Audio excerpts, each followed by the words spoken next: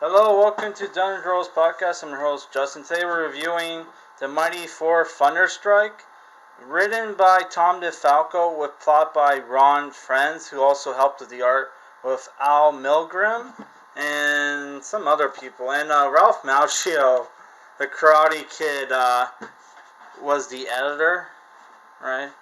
Yeah, it's Herb Trimple and Geof Isherwood helped with the pencils as well. This book collects issues of 431 through 433, 457 through 459. So it takes a huge leap,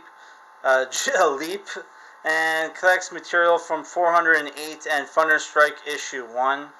This book is rated all ages and costs 25 US, 28 Canadian, but I got it for like $10. Oh, and if you're a comic book hot fan, he reviewed, I think, the first issue of Thunderstrike and didn't like it. Personally, I did like this book. The book is about how Thor lost his powers, and it went to a friend of his named Eric Masterson, who is an architect and friend of Thor, right? Yeah, so this is when Thor. This book takes place after the Black Galaxy saga, where Thor teamed up with Hercules, the Prince of Power, to help the High Evolutionary, right? And what happens in this book is that Thor gets attacked by the mongoose, right? Which is like, high evolutionary character, right? And the high evolutionary is one of those characters where sometimes he's a villain, sometimes he's a good guy. And it's not, it's how it is. He was mentioned in the Adam Warlock run that I reviewed. There's Mongoose. So what happens here? Thor gets his ass kicked by Mongoose. Eric Masterson jumps in to save him, gets injured, right? And Thor makes a deal with Odin to save Eric Masterson. And what happens in this deal is they get put in the same body so he can save Eric Masterson, right? At this point, Asgard is supposed to be sealed off from Midgard for whatever reason, but for whatever reason, it opens up again, even though they said it's going to be sealed off forever. So you see here Eric Masterson turning into Thor. What happens after that? Also, I should recap who Eric Masterson is. Eric Masterson is not just an architect, but he also is a single father who has a son named Kevin, who's a fan of Thor, fan of comic books. So here, this issue is pretty cool. Here, Loki is torturing the Wrecker, trying to absorb his Asgardian powers, which they explain in this comic book how he got his Asgardian powers. There's Loki torturing him, and he's sucking out his Asgardian powers so he can drain them and put it into himself, right? So here you find out how Wrecker got Asgardian powers in the first place. They were meant for Loki, so that pissed off Loki. He's torturing him, trying to drain his powers. The Enchantress helps to kidnap Eric Masterson's son, Kevin. There's the Enchantress with the Ulrich the Rock Troll, right? So obviously, Thor and Eric Masterson go to save his son. They fight Ulrich, and then they have an epic battle with Loki, where Loki and Thor have this death battle to the death, which was pretty cool. And this issue, also they introduced these group of cops called Cold Blue, which is ran by this guy named Marcus Stone, which has this buff lady. That's her right there, named Rigger, who makes all the equipment for Cold Blue. I thought that team was okay, but like, I find it kind of difficult to believe that this lady creates all their high-tech gadgets and stuff. So what happens in this issue, right, is Loki fatally wounds a female friend of Eric Masterson. Thor sees this and like kills his brother, right? And Loki made a deal with Mephisto, right, for like Thor's soul, but obviously it gets to like Mephisto gets his soul instead.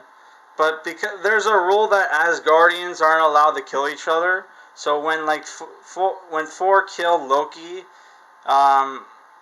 he broke the rules and it gets punished by Heimdall, who's the acting ruler of Asgard, because Odin, you know, didn't want to pass judgment on his son. So after that, Eric Masterson becomes the sole heir of Thor's powers. And after that, you see the misadventures of Eric Masterson as Thor, which I like how it goes into like how like just because you got superpowers doesn't mean you can use it well. So he kind of gets his ass kicked, but I really like his costume, right? And yeah, after that, it takes a huge leap where they find out what happened to Thor.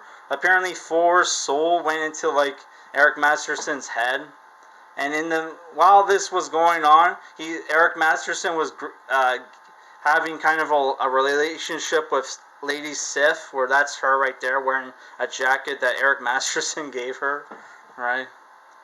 So yeah, after that, like Eric Masterson goes through a gauntlet trying to fighting Thor's enemies, where that's all of them, right? There's a bunch of them there, which Absorbing Man, Titania, Ulrich, Thanos, and Nihilus is back there.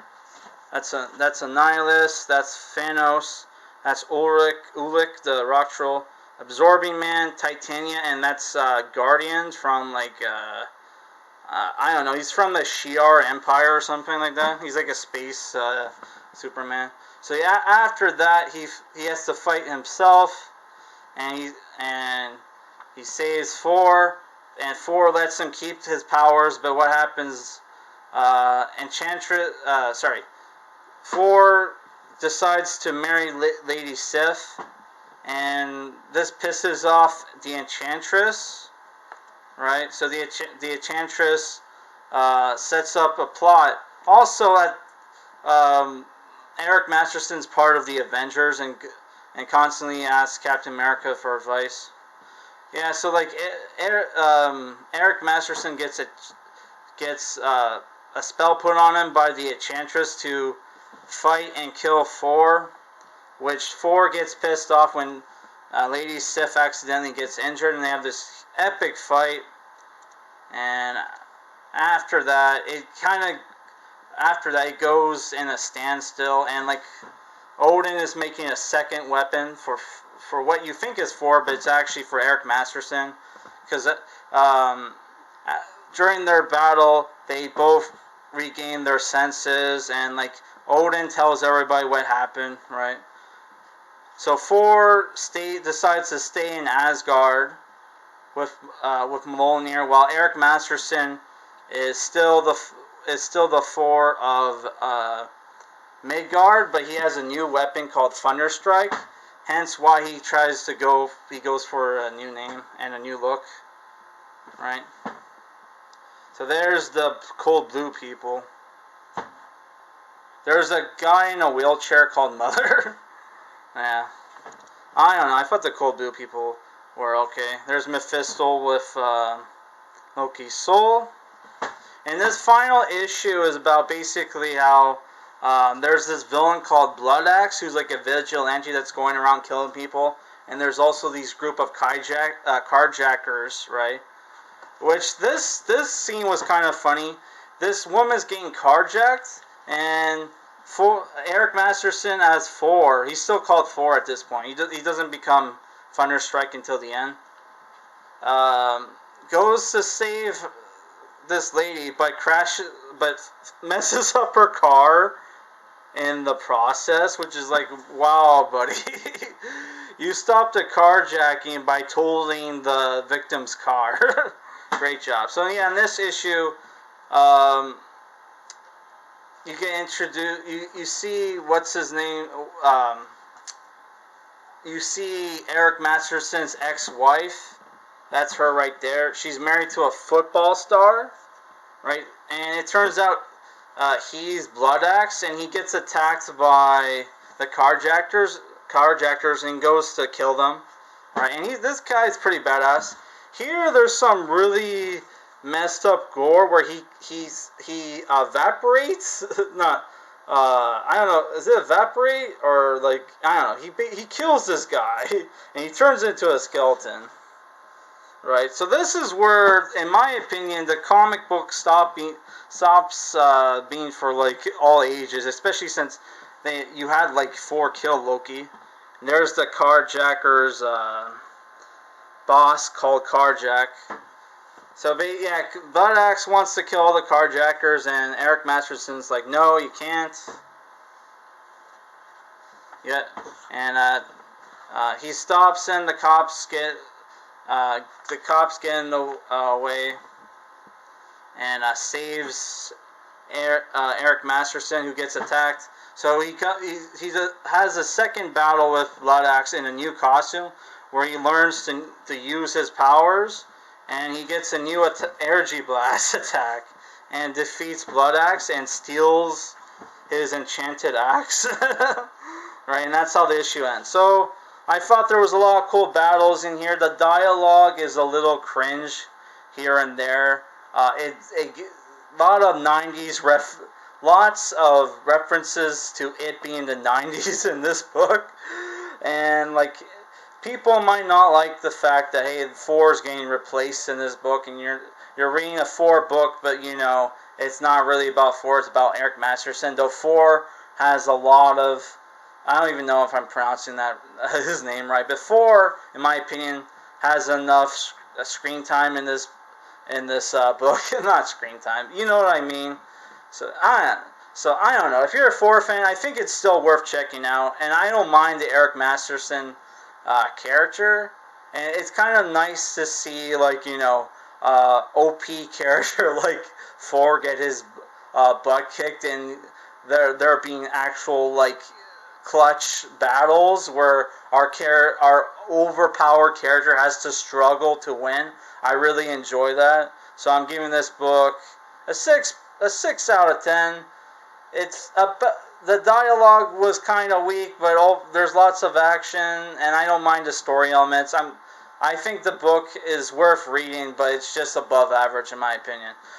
Yeah. So next, I reviewed a Ron Frenz book called Heroes Union. Go check out that review. Our next review is going to be the Valiant crossover Harbinger Wars, where Bloodshot fights a bunch of psychics, and hardcore is also in this book. Yeah, it's only a 4-issue trade paperback, but it's pretty good so far. Make sure to check out that